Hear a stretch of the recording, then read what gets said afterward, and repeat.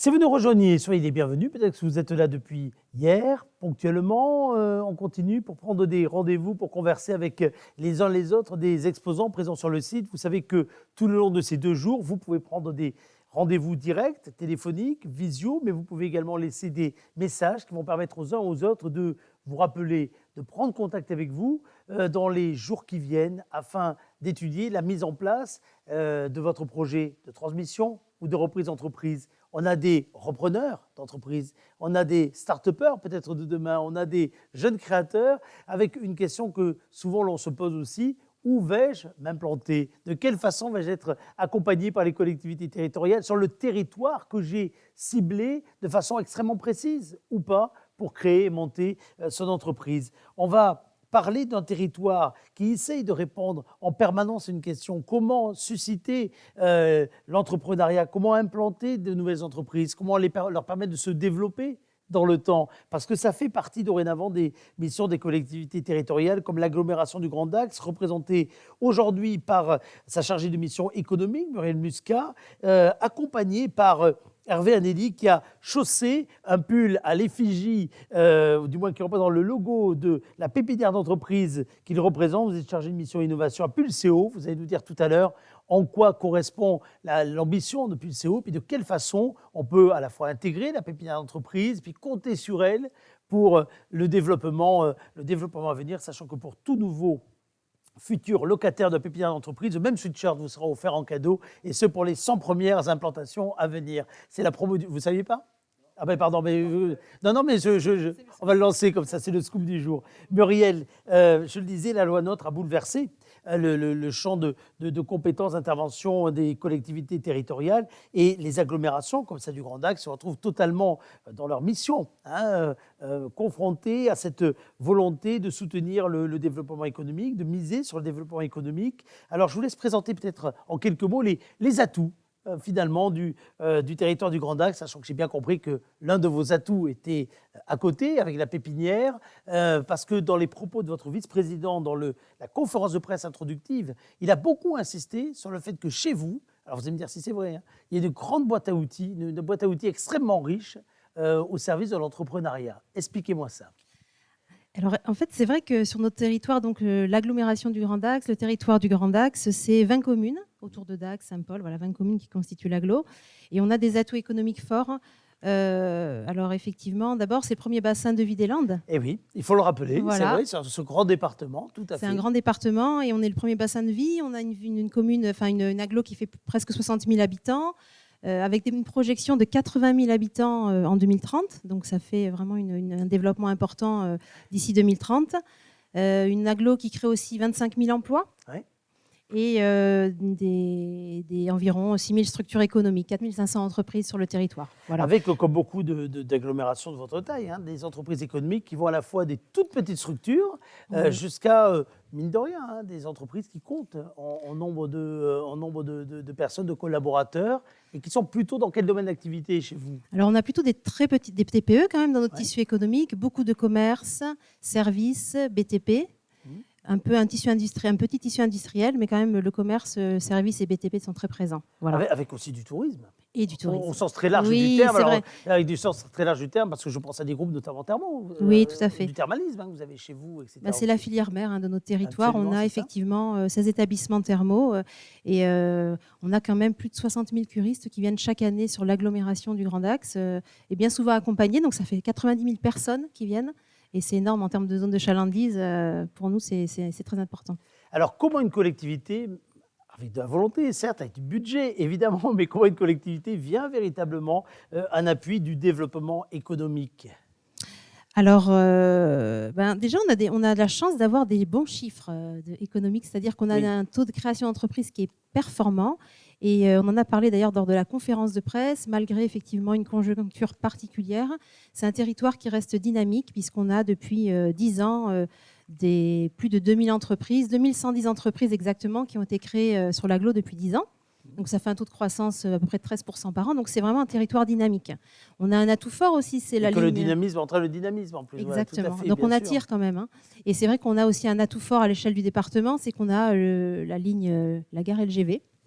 Je pensais Donc, que vous alliez me le dire en premier, oui. Eh bien, j'aurais dû.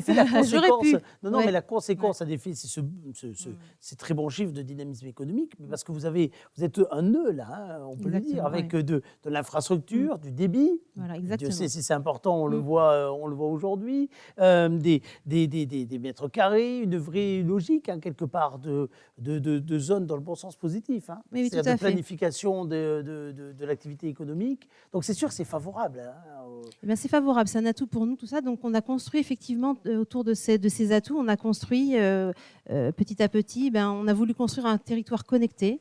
Donc, effectivement, on a depuis quelques années développé la fibre optique et c'est un territoire qui est 100% connecté sur le Grand Axe. On a le très haut débit. On a créé des outils, c'est tout un environnement, en fait, un écosystème positif autour de ça. Un data center public. Donc ça, c'est important, ça. C'est tout à fait regardez le monde des données aujourd'hui dans lequel on a le thermalisme et on va développer autre chose. Donc on connecte, on est près de la gare, on crée un quartier d'affaires, on crée quelque chose autour de ce nœud et un data center qui nous permet d'héberger des entreprises en sécurité.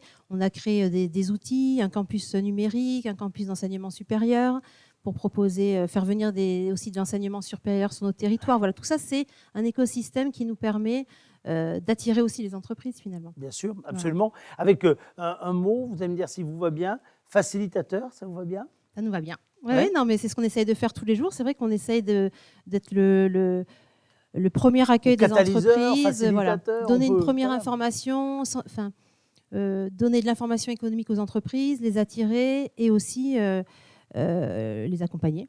Oui, tout simplement, parce que l'accompagnement, c'est évidemment quelque chose de clé. On pense souvent, lorsqu'on parle des collectivités territoriales, au soutien financier qu'il peut y avoir. Mais enfin, déjà, le soutien, je dirais, logistique, humain, de conseils, de solutions à trouver, à adopter, c'est un gain financier qui est aussi considérable. Tout à fait. Alors c'est qu'on a mis l'agglomération a mis à disposition toute une équipe pluridisciplinaire. On est au service d'Aveco avec le GIP Pulseo. On est 11 personnes en fait à travailler pour les entreprises. Donc on reçoit ces entreprises, on les accueille. On a aussi des zones d'activité économique qui nous permettent aussi de faire en sorte que les entreprises puissent s'implanter durablement sur le territoire. On a 6 pôles économiques tout autour de l'agglo. Donc ça nous permet effectivement d'attirer et aussi de permettre aux entreprises existantes de se développer.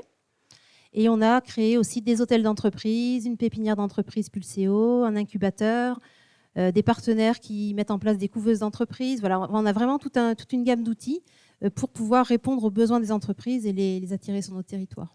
Alors, vous avez raison de dire que c'est une gamme d'outils parce que c'est un peu comme dans le bricolage. Hein. Chaque outil a finalement sa fonction et chaque taille de tournevis a son importance. Ce n'est pas le plus gros qui est plus important ou le plus petit, c'est le bon outil par rapport à ce qu'il faut mettre en place.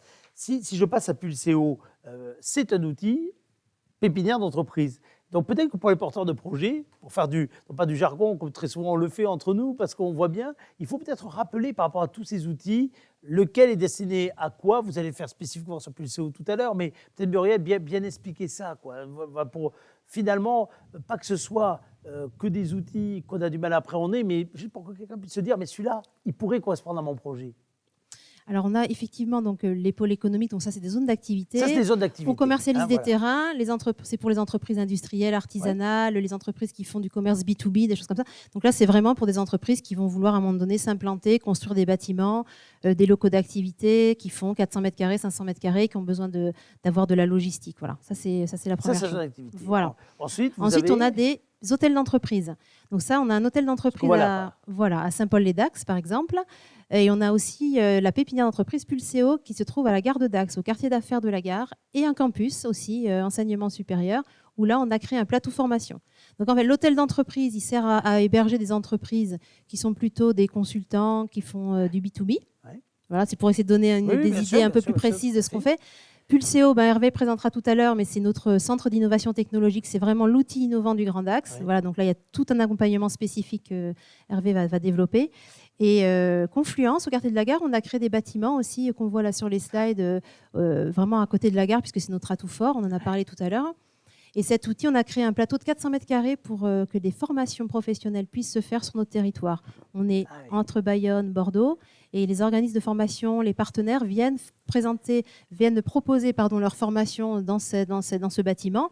Ce sont des salles connectées avec vidéoprojecteurs. Enfin, voilà, tout est en place pour qu'il y ait des formations de qualité qui soient proposées, soit pour les entreprises qui veulent faire des choses en interne pour leurs propres salariés, soit pour attirer des organismes de formation. Tout cela, vous l'avez dans le détail, Voilà. sur le stand, évidemment, du territoire du Grand Dax, avec la présentation complète du PowerPoint que nous feuilletons, nous, simplement pour vous donner envie d'aller en savoir plus et d'aller plus dans le détail. Vous aviez un dernier point, peut-être, avant qu'on ne passe à Pulseo, oui, sur alors, lequel vous voulez insister, dans vos atouts, parce que là, c'est le moment, on dit aux entreprises, vendez-vous, c'est le moment au territoire également de se vendre, parce qu'il y a une concurrence dans les territoires, une concurrence saine, quelque part, oui, tout à fait. pour dire, en gros, venez parce que par rapport à votre projet, on a peut-être l'atout qui vous correspond. C'est plus la concurrence de jadis où on voulait attirer les très grands volumes pour les chiffres d'affaires, etc. Pour les taxes, on n'est pas là, hein. Voilà. Non, nous, c'est vrai qu'on a des atouts, on a des atouts, mais on a quand même mis en place depuis quelques années des aides aux entreprises. Donc ça aussi, c'est un atout. Oui, donc, sûr, vous parliez de la loi NOTRe, effectivement, qui a donné la compétence du développement économique aux agglomérations. La région Nouvelle-Aquitaine est la première compétente. Mais on a mis en place un règlement d'aide directe aux entreprises en adéquation avec la région Nouvelle-Aquitaine pour aider, nous, les entreprises de notre territoire sur des champs qui nous semblaient importants, en fait, sur lesquels on voulait vraiment apporter une action concrète. Donc, on a un certain nombre d'aides.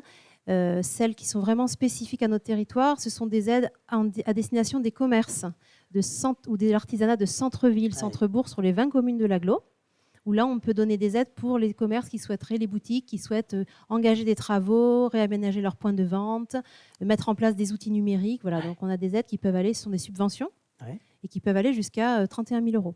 Voilà. C'est pas neutre, je le dis notamment pour ceux qui voudraient avoir qui auront en tête des projets de reprise d'entreprise. Exactement, ça parce qu'on fonctionne peut avoir exactement de très belles activités qui, évidemment, avec le temps, sur les points de vente, ont pu vieillir, etc., etc. Là, ce type de soutien sont des soutiens et qui souvent se cumulent à d'autres soutiens. Exactement. Je pense à des professions que je connais bien par ailleurs, mais prenez la profession des buralistes, avec le fonds de transformation, par exemple. C'est un outil extraordinaire qui a été débloqué par la profession et qui vient se cumuler. Ce qui est débloqué d'un côté, 30%, des montants des travaux, de rénovation, etc. Ça peut venir se cumuler. Ça pourrait venir se cumuler, ça pourrait, après c'est au cas par cas, évidemment, qu'il faut regarder. Bien sûr, vous êtes là aussi pour créer cet engrenage. Exactement, ça peut se cumuler avec des aides de la région, des aides de l'État. Tout à fait. Donc ça, c'est pour les commerces, l'artisanat. On a aussi une aide sur la transition numérique. L'idée, c'était aussi, dans le cadre de notre écosystème innovant et de tout ce qu'on fait pour le numérique, de pouvoir aider les entreprises de notre territoire à amorcer un virage, on va dire ça comme ça. Et il peut y avoir jusqu'à 10 000 € d'aide pour des projets numériques dans toutes les entreprises sur toutes les entreprises. Et ensuite, on a des aides liées, on parlait des zones d'activité, qui sont plus liées à l'immobilier d'entreprise. Par exemple, une industrie ou une entreprise artisanale de production qui souhaiterait acheter un terrain, construire un bâtiment ou acheter un bâtiment et étendre son bâtiment artisanal pourrait bénéficier d'une aide. Voilà. Et ça peut aller jusqu'à 160 000 €, ça dépend des emplois créés. Bon, il y a des conditions. Mais c'est vrai qu'on a maintenant des aides qui nous permettent d'avoir un levier assez conséquent pour pouvoir soutenir nos entreprises. Absolument. Et puis, on va passer donc à Pulseo maintenant, parce que c'est une forme de traduction d'une ambition, qu'une pépinière d'entreprise située comme vous sur le champ de l'innovation, parce qu'on peut avoir certaines ambitions affichées politiquement. Encore faut-il que derrière, on est le lieu, on est la convergence, je dirais, de toutes ces énergies. Pépinière d'entreprise, ça sert à ça. Tout à fait. Donc, pour reprendre un petit peu le principe, avant tout, on est un bâtiment, Pulseo, donc une pépinière d'entreprise. Et effectivement, on héberge les créateurs d'entreprises dans les premières années de leur vie. Et donc, l'activité principale, c'est la location de bureaux pour ces créateurs d'entreprises. On a une spécificité, c'est principalement les projets innovants. Et autour de cette offre de location de bureaux, on a créé petit à petit, en fonction des besoins des créateurs, différents outils pour répondre à toutes leurs demandes au fur et à mesure de leur vie. Vous disiez tout à l'heure, à juste titre, c'est le bon outil au bon moment pour la bonne personne. On essaye de ne pas toujours tout proposer, de pléthore d'outils, de bien comprendre le besoin, de dire oui, on sait faire, non, on ne sait pas faire. Allez sur tel territoire, eux, ils savent faire. Je pense à Domoland, je pense ici à Agroland. Voilà, chaque territoire a ses spécificités. Et nous, on a construit avec notre spécificité le thermalisme, le tourisme, notre pépinière autour du numérique et du mieux-être, du mieux-vivre. C'est ça, parce que le mieux-être et le mieux-vivre, on le voit d'ailleurs au travers de cette époque que nous traversons, on l'a souvent opposé justement au numérique, à la froideur de ce qu'il y avait. Or, on se rend compte que c'est l'inverse, que l'un est au service de l'autre. Oui, effectivement, nous, on a essayé de... l'un fait partie de l'autre. On a beaucoup de projets qui servent les intérêts généraux grâce au numérique. Et un exemple assez concret, ça va être la société BeerUp, qui a commencé par le Fab Lab, qui a prototypé sa machine, donc ses cartes électroniques avec notre Fab Lab. Donc on a pu voir tout à l'heure la slide. Et donc on a à la fois du numérique, et c'est vraiment, j'ai envie de dire, ce petit outil, le BeerUp, c'est une tireuse à bière portative. Et donc ça répond vraiment aux problématiques du territoire, donc des férias, je pense aux férias, au bien vivre, je pense aux pêcheurs, voilà. Tout ça. Donc c'est le premier outil qu'on a mis en place, qui est le Fab Lab Mekeo, et qui permet à tous les créateurs de prototyper leurs futurs produits.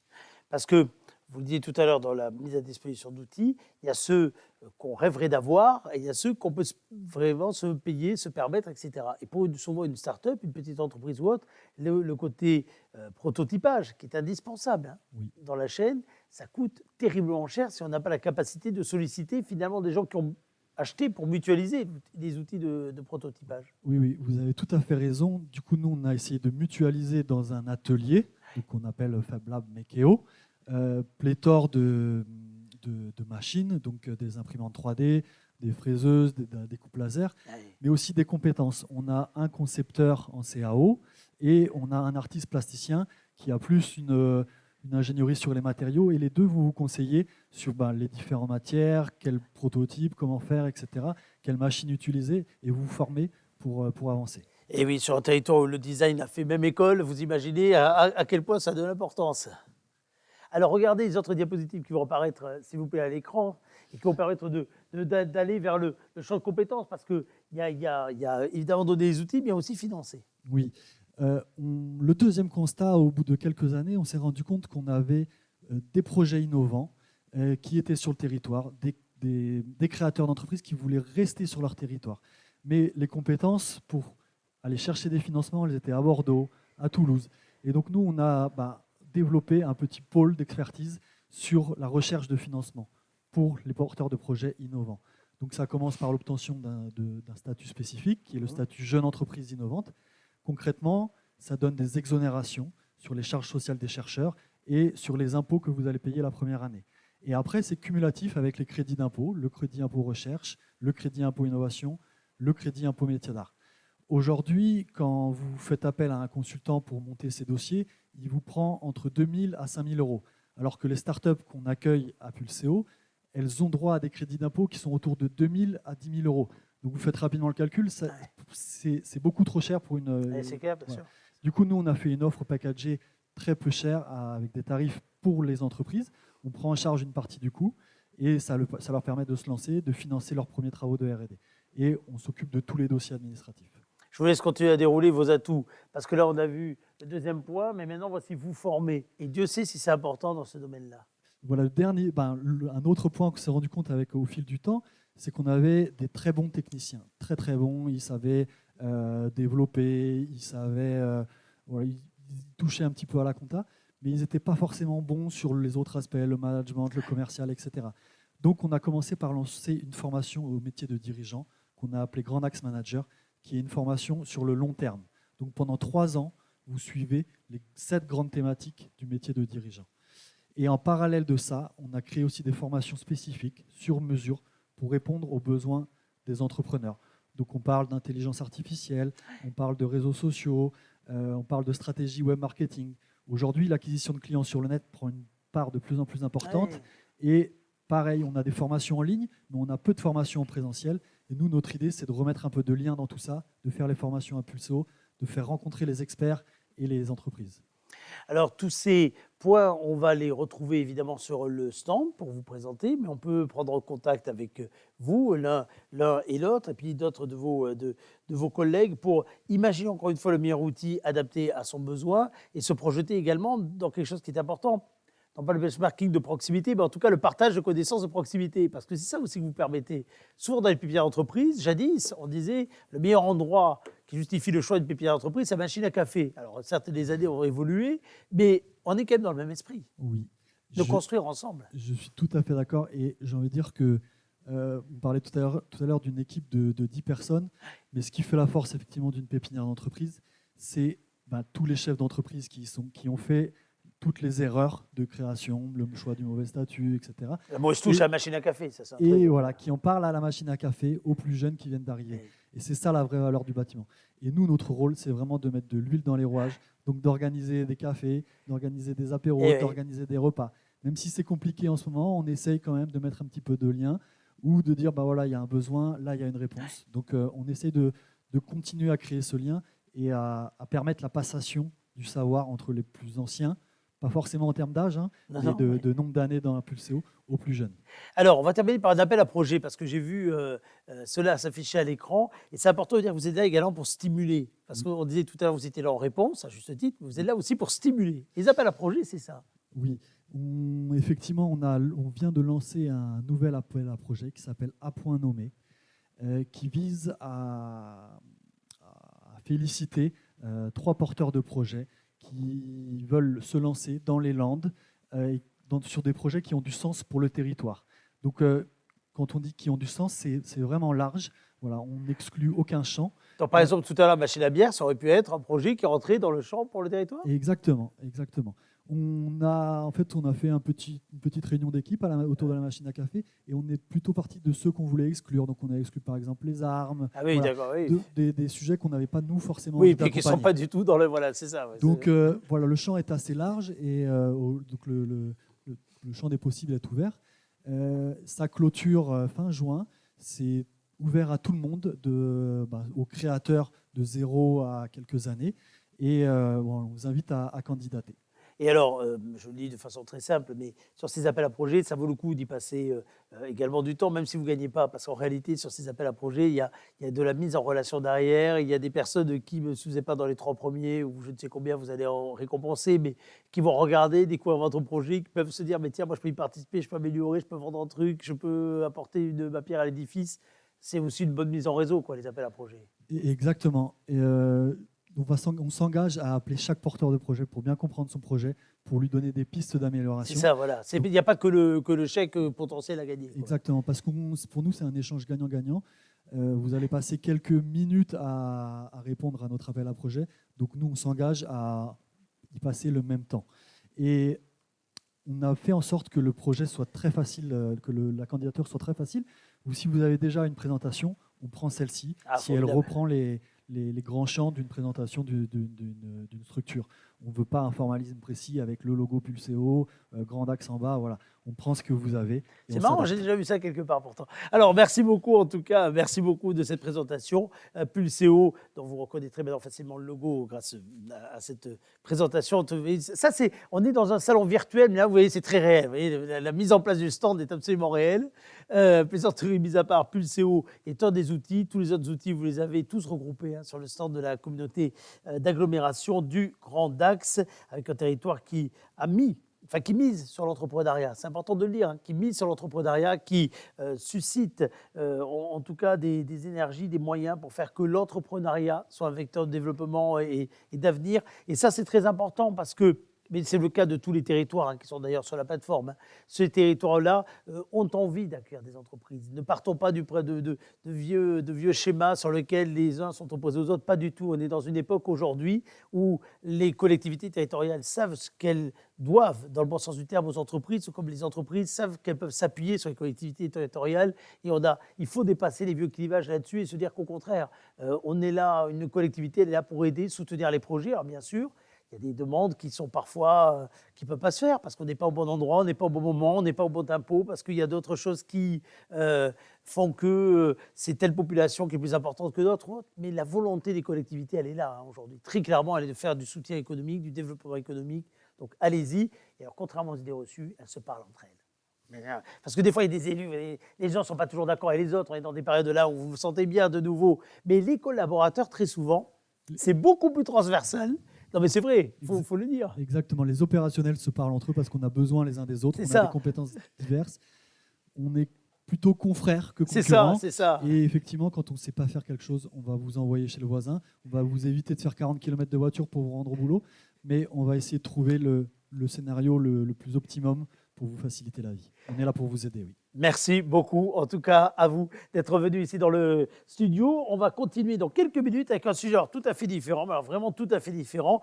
Nous allons parler du choix et du financement des véhicules utilitaires. Eh oui, tout un programme avec le partenaire Citroën qui va nous rejoindre donc pour évoquer ce choix capital également, cela dit. Allez, à tout de suite.